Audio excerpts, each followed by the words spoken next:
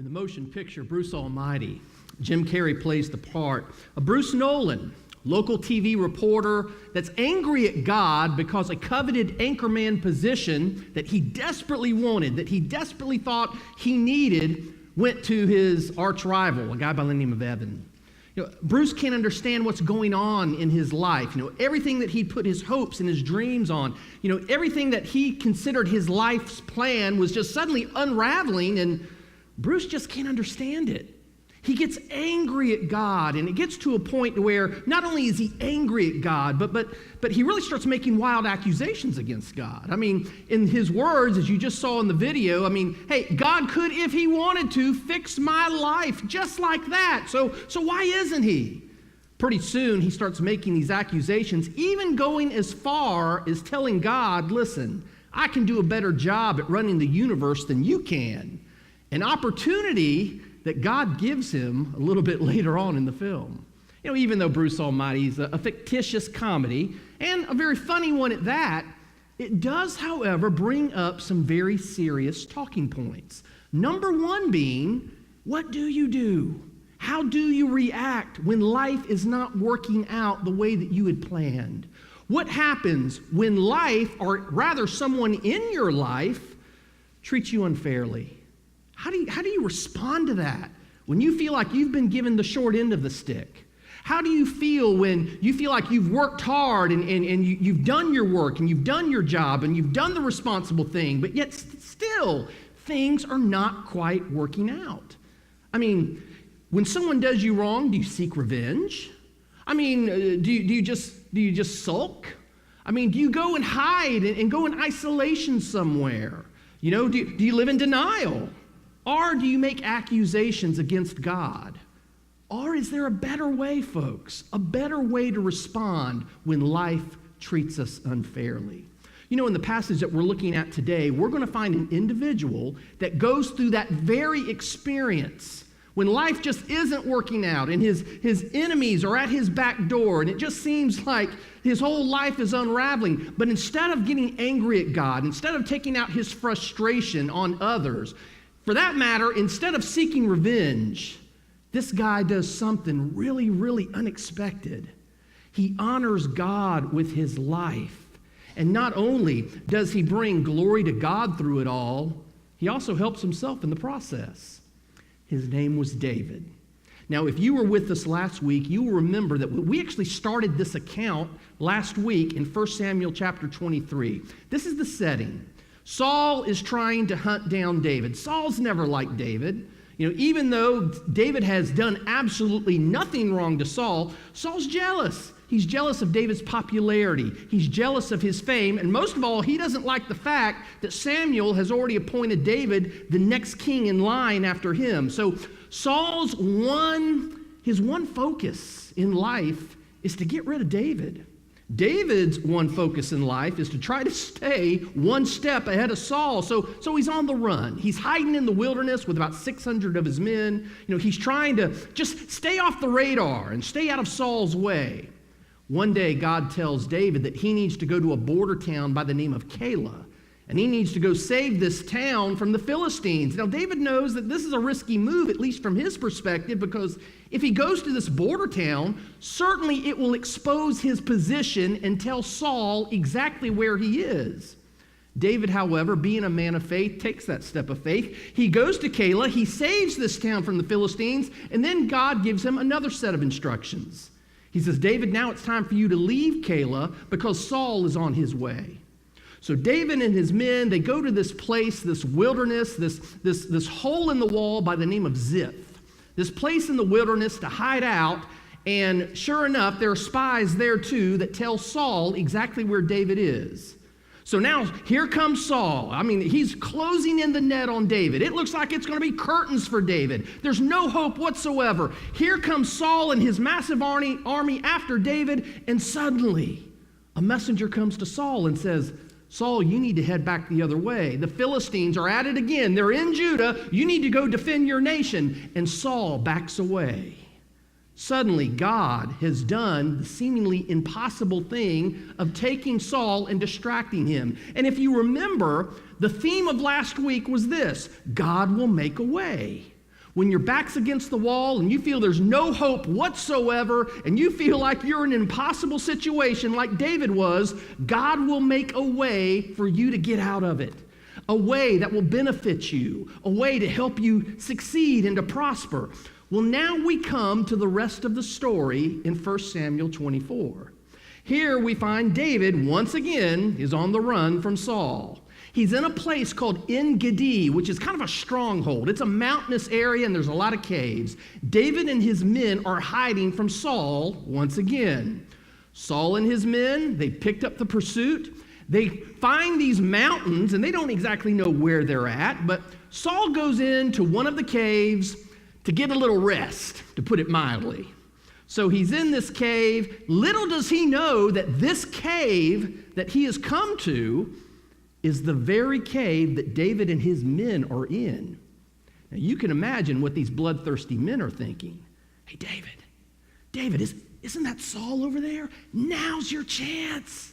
Now take him out, man. Kill him. You know all the things that he's done against you. You know how he has stripped you of everything. Now's your time for payback. Now it's time for you to get some revenge for all the wrong, bad stuff that he's done to you and to us.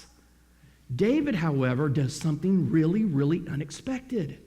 Instead of taking Saul's life, he extends the man some grace and lets him go free. Of course, guys can't understand that. But in doing that, folks, David demonstrates why truly he is a man after God's own heart and why truly he needs to be the next king of Israel. Listen, today, if life has gotten the best of you, and you're frustrated, and you've been treated unfairly, and you don't know where God is in all of this, I think today's passage is for you. Matter of fact, you're going to find some principles in today's passage that not only will supply you wisdom in the midst of your distress, I think also it's going to give you some hope. Hope in your God, who is he is always working out his plans for his people. And certainly, he's working out his plan for your life as well. I'm going to ask you, if you would, to go ahead and turn to that passage. It's 1 Samuel 24, and this morning we're just going to be looking at the first 15 verses. That's 1 Samuel 24, verses 1 through 15. After Saul returned from pursuing the Philistines, he was told, David is in the desert of En-Gedi. So Saul took 3,000 chosen men from all Israel and set out to look for David and his men near the crags of the wild goats. He came to the sheep pens along the way. A cave was there, and Saul went in to relieve himself. David and his men were far back in the cave. The men said, This is the day the Lord spoke of when he said to you, I will give your enemy into your hands for you to deal with as you wish. Then David crept up unnoticed and cut off a corner of Saul's robe. Afterward, David was conscience-stricken for having cut off a corner of his robe. He said to his men, The Lord forbid that I should do such a thing to my master, the Lord's anointed, or lift my hand against him, for he's the anointed of the Lord. With these words, David rebuked his men and did not allow them to attack Saul. And Saul left the cave and went his way. Then David went out of the cave and called out to Saul, My lord the king! When Saul looked behind him, David bowed down and prostrated himself with his face to the ground. He said to Saul, Why do you listen when men say David is bent on harming you? This day you've seen with your own eyes how the Lord delivered you into my hands into the cave. Some urged me to kill you, but I spared you. I said, I will not lift my hand against my master because he's the Lord's anointed. See, my father, look at this piece of robe in my hand. I cut off the corner of your robe, but did not kill you. Now understand and recognize that I'm not guilty of wrongdoing or rebellion. I haven't wronged you, but you're hunting me down to take my life. May the Lord judge between you and me, and may the Lord avenge the wrongs you've done to me. But my hand will not touch you. As the old saying goes, from evildoers come evil deeds. So my hand will not touch you. Against whom has the king of Israel come out? Whom are you pursuing? A dead dog? A flea? May the Lord be our judge and decide between us. May he consider my cause and uphold it. May he vindicate me by delivering me from your hand. So friends, what does this passage communicate to us about life? In particular, when life treats you unfairly. Most specifically, when someone in your life treats you unfairly. I think one of the very first initial truths that we can glean from today's passage is simply this. In those times of distress, folks, be careful not to mistake your emotions and desire for God's will.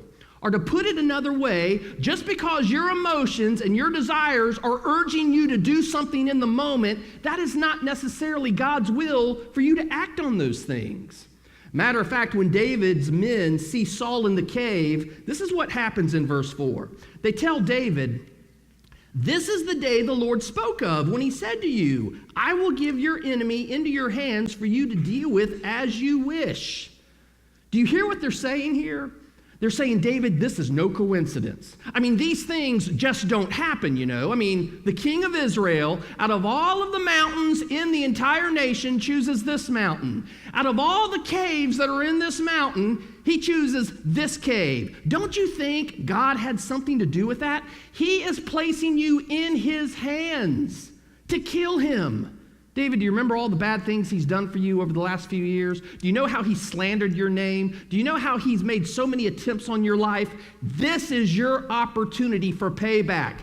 As God has already told you, God will give Saul into your hands so that you can do with him as you wish. Folks, the initial problem with that statement is simply this.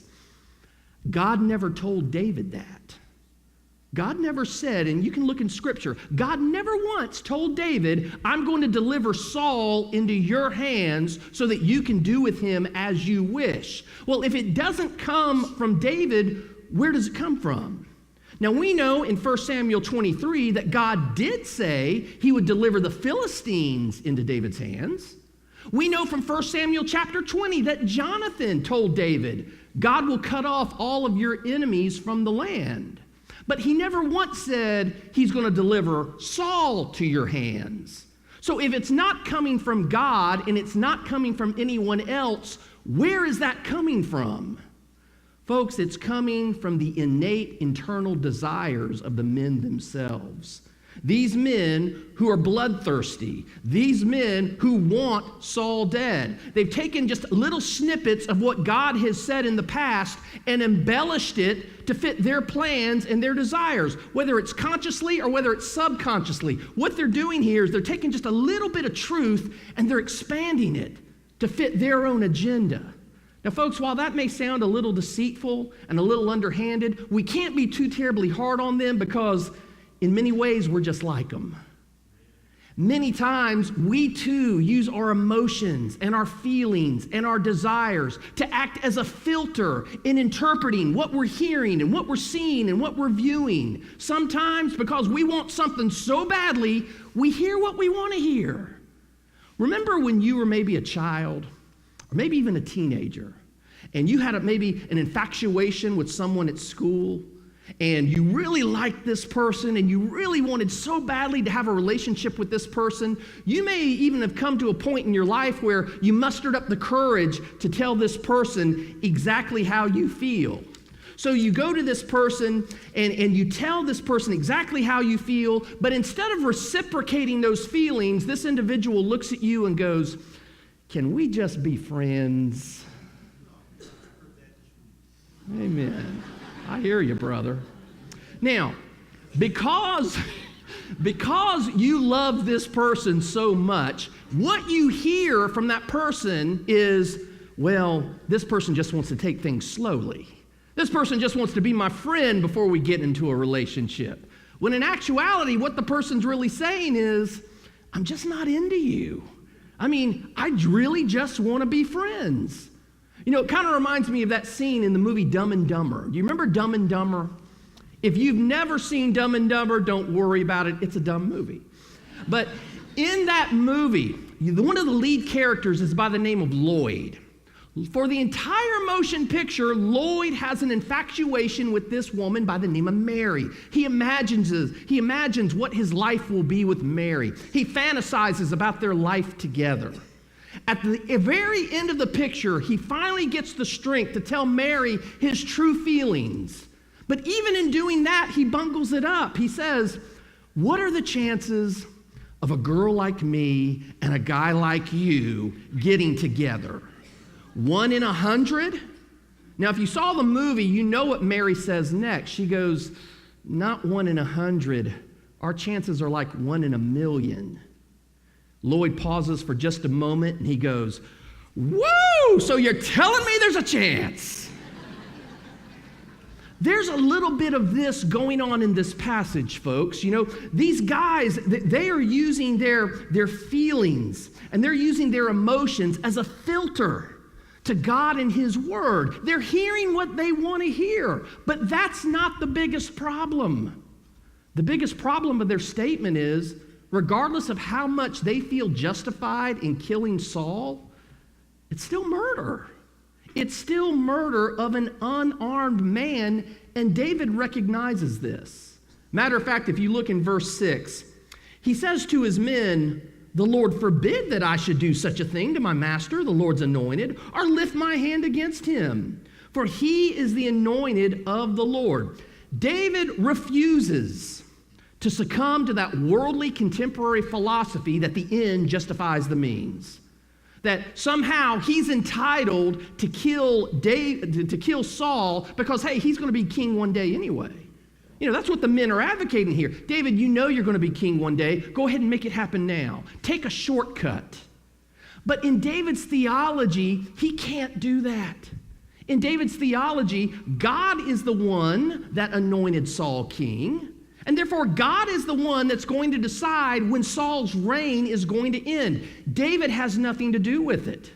Folks, the big picture here is simply this. While David's men, while they are led by their emotions and their feelings and their desires, and they're allowing their emotions to lead them astray, David, however, is different. He's allowing God to lead the way as he discerns God's will for his life. You know, it begs the question, when we get in tough circumstances and we feel like life has disappointed us and we feel like someone has treated us wrong, what path are we going to take? Are we going to allow our emotions to do something rash? Are we going to allow our emotions to lead us so that we suddenly become this undisciplined person and do something outside of God's will? Or are we going to take the time to slow down and just pray and wait and discern on God's will for our life? Unfortunately, folks, in today's culture, you see much, much more of the former than you do the latter. I mean, think of the many scenarios that we see each and every day in our neighborhoods and in our communities. A man's wife treats him poorly at home, so he feels justified in cheating on her with another woman. A woman receives little respect from her boss, so she reciprocates by slandering his name and undercutting his authority. A man feels he's not getting paid enough at work, so he falsifies his time card and steals supplies from the office closet. A student feels like his teacher is not giving him fair grades, so he cheats on his next exam to ensure that he gets a good grade next time. In each scenario, one person's bad behavior is justified by another person's bad behavior. But you've got to ask the question, are we truly justified? I mean, do two wrongs really make a right in life? Do two wrongs honor God?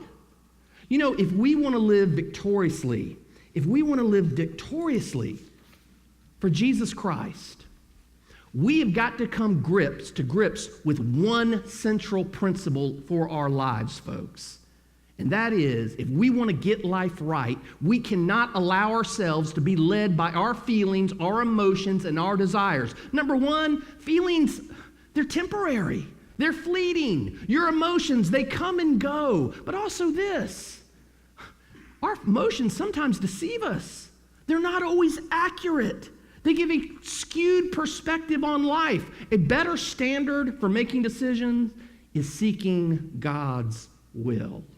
You know, David here, he differentiates between what he's feeling and what God wants for his life, and it saves him from committing murder.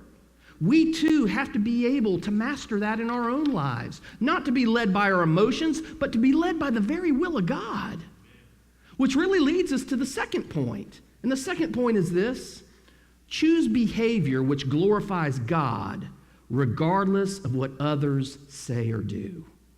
Choose behavior. Choose actions that glorify God, regardless of what everyone else is doing around you.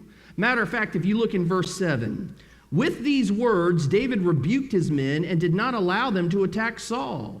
And Saul left the cave and he went his way. That word rebuke is an interesting word. In the context of this passage, when you look in the Hebrew, rebuke here does not mean correct. It literally means to tear apart. David tore apart his men to get them and prevent them from killing Saul. What does that mean? It means that he had to get aggressive with them. It means that he had to raise his voice and maybe even get a little violent. Folks, what this communicates is that, sometimes doing the right thing is not always the easy thing. Sometimes when your emotions are pulling you one way and the majority is pulling you one way and God's pulling you the other way, that's a tough spot to be in. You got to fight to do what is right. You've got to fight for truth. And certainly we find that David is doing that. So this is what he does. Instead of killing Saul, he goes and he takes the robe that is sitting down somewhere and he cuts a piece off of it to show Saul that he was there and he could have killed him. Matter of fact, if you look in verse 8 here, read again what happens. Then David went out of the cave and called out to Saul, "My lord the king." When Saul looked behind him, David bowed down and prostrated himself with his face to the ground. He said to Saul, "Why do you listen when men say, 'David is bent on harming you'? This day you have seen with your own eyes how the Lord delivered you into my hands in the cave. Some urged me to kill you, but I spared you. I said, I will not lift my hand against my master because he's the Lord's anointed. See, my father, look at this piece of robe in my hand. I cut off the corner of your robe, but didn't kill you. Now understand and recognize that I am not guilty of wrongdoing or rebellion. I haven't wronged you, but you're hunting me down and trying to kill me." David is absolutely right when he says that Saul is trying to kill him. Matter of fact, there's been several attempts by Saul to assassinate David. And certainly if the shoe was on the other foot and Saul was the one that found David in the cave, without a doubt, Saul would have taken David's life. But here's the deal with David.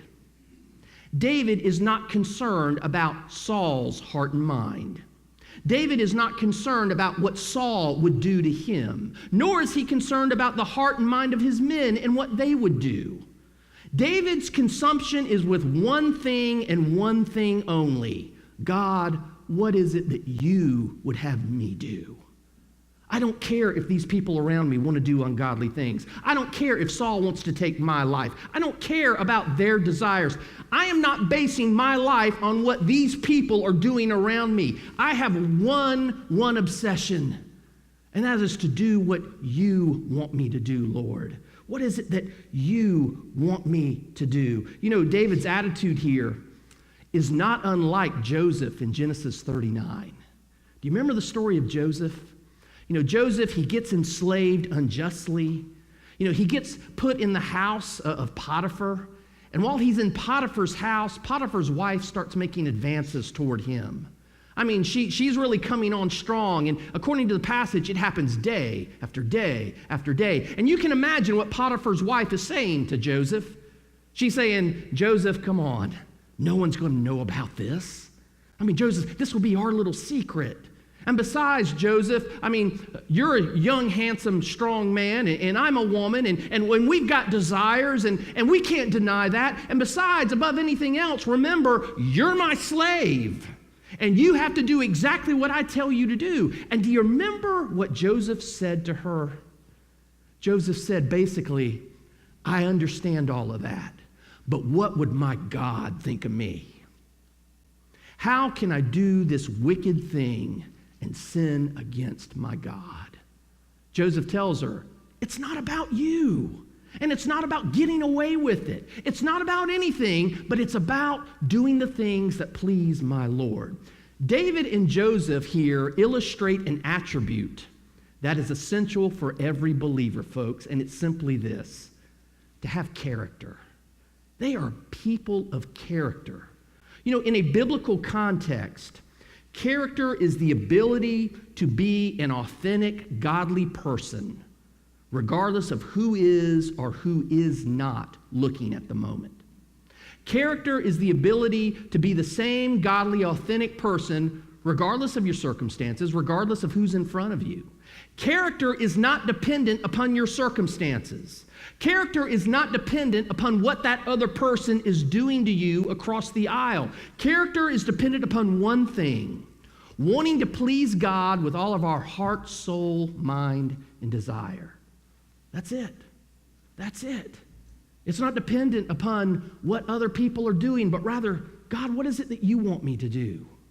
You know, years ago when I was a teenager, I remember my father, he was chairman of the deacons at the church that we were at.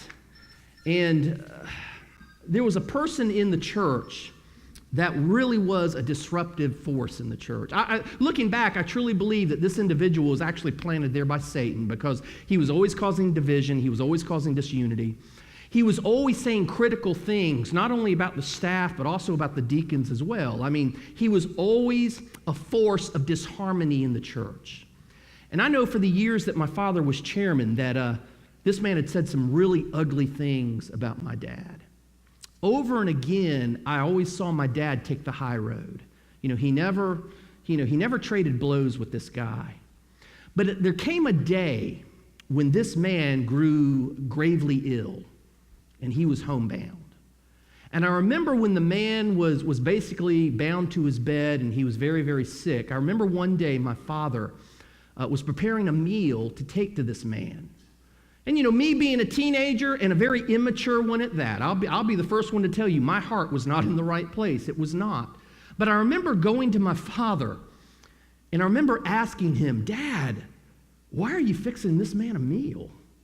I mean, you know all of the nasty things that he has said about you and others. You know the way that he has slandered you and so many others in the church. I mean, he's been despicable.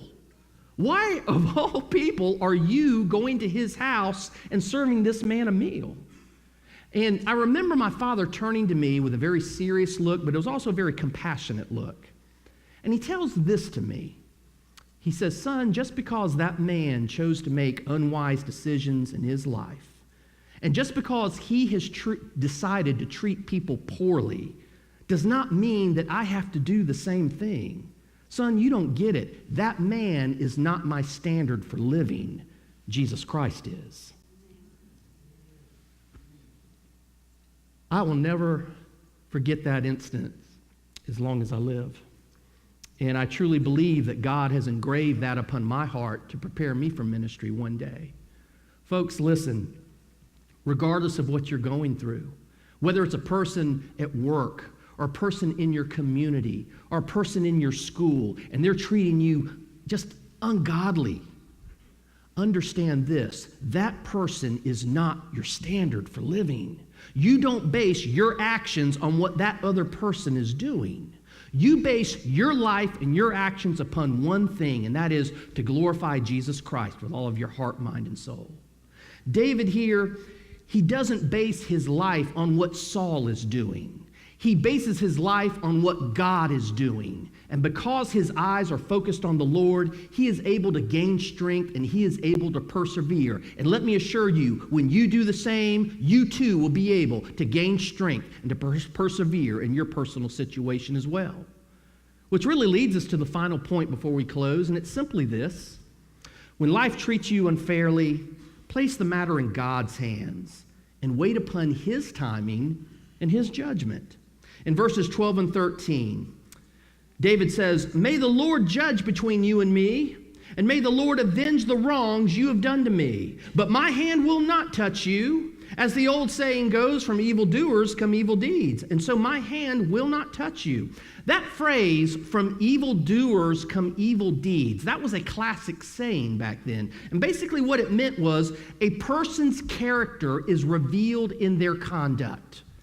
A person's character is revealed in their conduct. In other words, actions are an overflow of the heart. And because David certainly had the opportunity to kill Saul, but he didn't take it, it demonstrated that David wasn't the murderer that Saul made him out to be. David had all sorts of chances there in that cave to kill Saul. But basically what he's telling Saul is, because you saw that I had the chance, but I didn't take it, that shows you that I'm not a murderer at heart. Because you continually try to kill me shows that, in fact, you are a murderer at heart. You know, folks, our actions are really an indicator of what we have on the inside. You know, there's an old book out. It's called Life Before Death.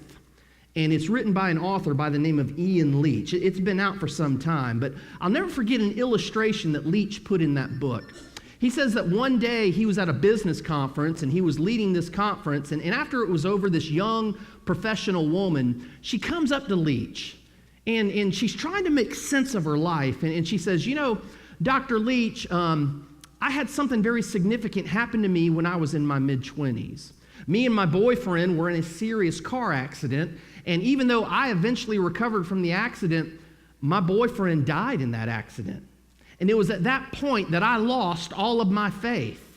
While the woman's talking, Leach is just praying quietly, Lord, just give me the wisdom.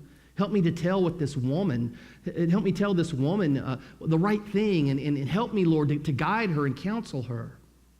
When it was his time to talk, he took the woman and he sat her down. And he said, ma'am, you know when the great ocean liners of the sea, you know, ships like the Queen Mary, the Queen Elizabeth, the QE2, you know, when they're getting ready to sail, they're not tested in dry dock.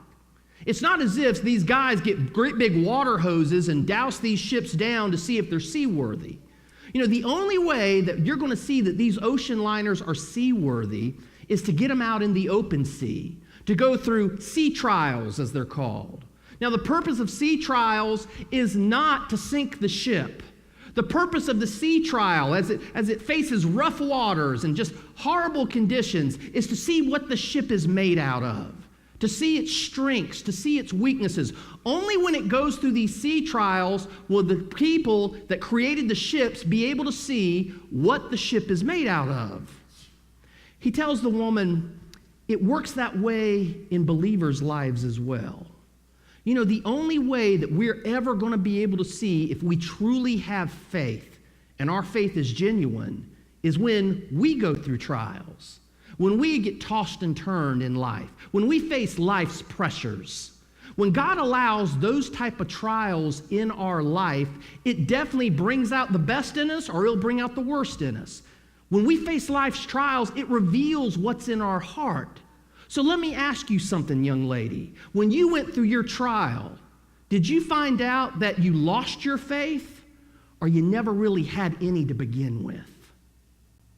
You know, sometimes when we go through these trials, God purposely allows such things into our life to really reveal to us what we're made of, whether we have faith or whether we need faith.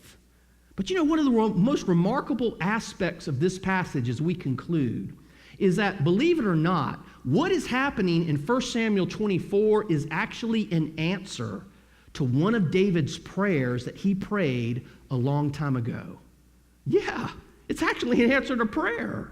Psalms 54, when David is on the outs and he's running away from Saul, this is what he prays to God one day. Listen to this. Save me, O God, by your name. Vindicate me by your might. Hear my prayer, O God. Listen to the words of my mouth.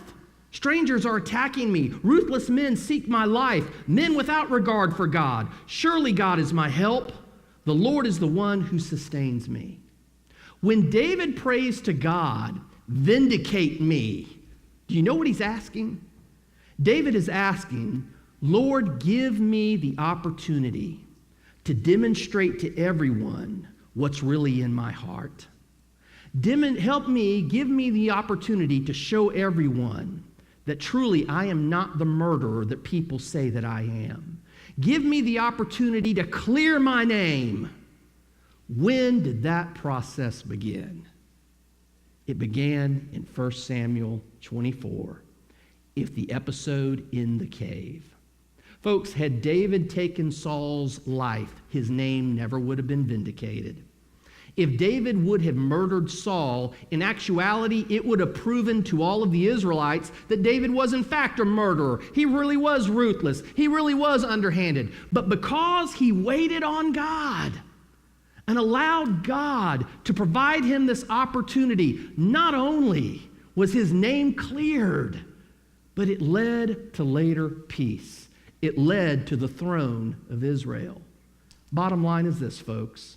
When something bad has happened to you and you feel that you're wronged and you feel disappointed and you're frustrated, the answer is not found in taking matters into your own hand. The answer is found when we put the matter in God's hand. Wait on God. Wait on His judgment. Don't you know that God's judgment on your enemy is far worse than anything that you could create on your own? Give it to God. And you continue to be the person that God has called you to be. 1 Samuel 24, it gives us 3 basic lessons. When you feel like you've been wronged in life, first of all, don't play off your emotions. Don't have some knee-jerk reaction. Don't do something where you're allowing your emotions to lead you. Choose a better standard. Discern God's will. Take time, slow it down, and just get alone with God and seek God's counsel, His guidance, His wisdom. The second thing you do when you've been wronged, don't base your actions on what your enemy is doing. Don't base your actions on that person across the table from you. Regardless of their actions, regardless of their will, regardless of their ugly words, you live your life that honors God. Use God as your standard for living. Use God as your standard and your ruler for doing what you need to do. And finally this, wait on God. Wait on God's timing. Take the time to see how God is going to use this instance in your life for His good and your glory. You know, Isaiah 30:18, if you put it into contemporary English, this is what Isaiah 30:18 says. But God's not finished. He's waiting around to be gracious to you. He's gathering strength to show you mercy. God takes time to do everything right, everything. And those who wait around for Him are the lucky ones. Folks, when life gets the best of you, turn to the one who wants only the best for you. Turn to God, give it to Him, and place your life in His hands. Would you pray with me? Lord Jesus, we thank you for giving us this time together. And Lord, as we gather here, I don't know what our church family is going through. Lord, you do. Lord, you see them at work, you see them at home, you see them in their communities, you see them at school. Lord, you know their daily battles, you know their daily trials. Lord, you know the burdens upon their heart. Lord, without a doubt, I'm sure that there are some people here and they are frustrated with life and they may have been done wrong by those that they work with or those that they go to school with. And Lord, you know their emotions. They want justice. They want things to be right. Lord, if there's someone here and they are fighting that battle today, Lord, I pray that you will give them your peace. That, Lord, that you will just reassure them that their precious lives are in your hands. And that, Lord, if they wait on you, that certainly you're working out your plan and you're going to unfold that plan in your timing. And that, Lord, certainly justice will come on your timing. Lord, if there's someone here today and they're just struggling and they don't understand where you are in all of their circumstances, Lord, remind them that you haven't gone anywhere, but you're right there in their midst. Lord, during this time of invitation, our simple prayers that, Lord, that your Holy Spirit will move. And if there's someone here today that needs to make a decision for you, that today will be that day that they give that burden, that dilemma, or for that matter, their very heart to you. Lord, move your Spirit as we have this time of invitation. In your name that we pray. Amen.